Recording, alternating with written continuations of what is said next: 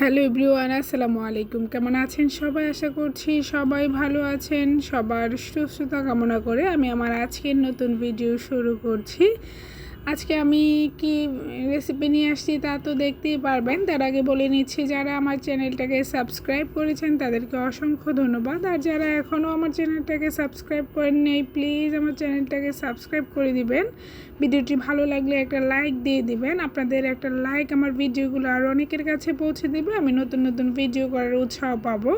আজকে আপনাদের সাথে আমি চিচিঙ্গা ভাজি চিংড়ি মাছ দিয়ে রেসিপিটা শেয়ার করব। তার আগে আমি চুলায় একটা কড়াই বসিয়ে নিলাম। কড়াইটা গরম হয়ে আসলে পরিমাণ মতো তেল দিয়ে পেঁয়াজ, আমি ঝালের পরিমাণ অনুযায়ী আমি কিছু কাঁচামরিচ দিয়ে নিলাম। এখন ভালোভাবে নেড়ে চেড়ে হালকা ব্রাউন করে আমি পেঁয়াজটাকে ভেজে নেব। পেঁয়াজটা যখন কিছুটা ব্রাউন হয়ে আসবে, এই পর্যায়ে আমি এর মধ্যে অ্যাড করে দিব কিছু চিংড়ি মাছ। চিংড়ি মাছটা আমি কিছুটা নেড়ে চেড়ে নিব।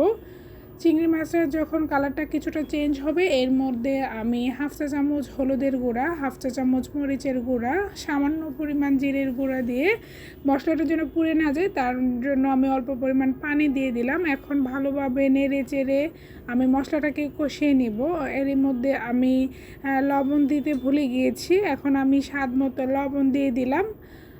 আমি এখন চিংড়ি মাছ আর মশলাগুলোকে ভালোভাবে নেড়ে চেড়ে কষিয়ে আমি চিচিঙ্গাগুলো চিকন করে কুচি করে লবণ দিয়ে মাখিয়ে রেখেছিলাম। এখন পানি ঝরিয়ে আমি মশলাগুলোর মধ্যে চিচিঙ্গাগুলো দিয়ে দিলাম। ভালোভাবে নেড়ে চেড়ে চিচিঙ্গাগুলো মশলার সাথে মিশিয়ে একটা ঢাকনা দিয়ে 5 থেকে 7 মিনিটের মতো আমি মিডিয়াম আঁচে রেখে দেবো।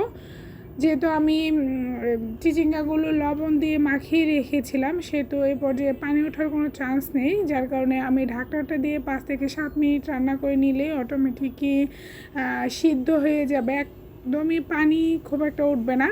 দেখতেই পাচ্ছেন আমি ঢাকনাটা উঠিয়ে নিলাম, একদমই পানি উঠে নাই।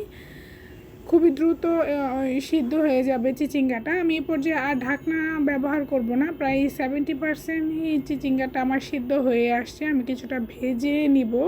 চিচিঙ্গার গায়ে যে পানিটা লেগে আছে সেটা আমি একদমই শুকিয়ে ফেলবো। আমি যখন চিংড়ি মাছ দিয়ে চিচিঙ্গাটা ভুনা করি তখন এভাবেই আমি কিছুটা ভেজে নিই, তাহলে দেখা যায় খেতে খুবই ভালো লাগে।